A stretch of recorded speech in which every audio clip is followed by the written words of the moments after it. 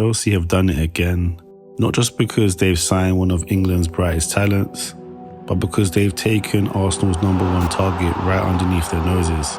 What is going on? I'm waking up to see Matisse going mad on his channel. I'm waking up to see Lewis say food chain on X. Thinking, what the hell's happened? What am I reading? Morgan Rogers looked destined for the Emirates for months. Arsenal admired him, Arteta wanted him, and many Gunners fans had already pictured him in red and white. Instead, he's heading to Stamford Bridge in a British record deal worth around 117 million after Chelsea moved quickly and Xabi Alonso personally convinced him that West London was the place to be. But here's the interesting part. Everyone's asking the same question. Where exactly does he fit? Because Chelsea already have Cole Palmer.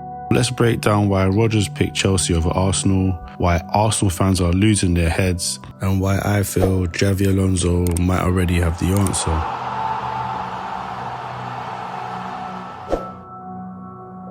Let's be honest, if you're an Arsenal fan, this one hurts. It's not just losing a transfer battle, it's losing it to Chelsea.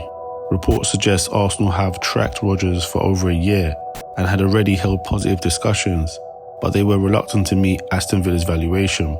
Chelsea simply came in, paid the fee Villa wanted, and wrapped the deal up within days. That has left plenty of Arsenal fans asking the same question. Why wait? Why negotiate for weeks? And why let another rival simply walk in and finish the deal? It's becoming a familiar frustration for Arsenal fans. Arsenal identify a target, Chelsea move faster, and suddenly the player is wearing blue. Money obviously speaks. Chelsea are prepared to pay the fee. But according to multiple reports, one conversation mattered more than anything else. We need to have hunger. We need to have the passion for the game. Xabi Alonso. The new Chelsea manager reportedly laid out exactly where he saw Rodgers in his project. And that clarity helped convince the England international to choose Stamford Bridge over Arsenal. Now that's fascinating, because Alonso has sold Rodgers on a footballing vision. What exactly is that vision? This is where everyone seems split. Paul Merson has been very vocal. His argument is simple. Chelsea already have Cole Palmer. They're both at their best as 10s. So why spend 170 million on another one? He even suggested Palmer gets wasted when he's pushed out to the right and questioned whether Chelsea are simply collecting attacking midfielders without a clear plan. And that's a fair question, because on paper, it doesn't immediately make sense. Is this an ego signing? Unless you're looking at Xabi Alonso and how he actually builds his teams. Here's where I think things get interesting. When Alonso's teams have the ball, they don't always attack with one traditional 10. They often create two central creators occupying those half spaces behind the striker. Instead of asking one player to do everything, he overloads the midfield. One drifts left, one drifts right. Both receive between the lines. Both attack the box, both create. Imagine that. Caicedo sitting at the base, Enzo dropping deep if he's still there to dictate play. Then ahead of them, Cole Palmer and Morgan Rogers. Not one replacing another. Not Palmer stuck on the touchline. Not Rogers wasted as an old-fashioned winger. But two free roaming creators constantly rotating.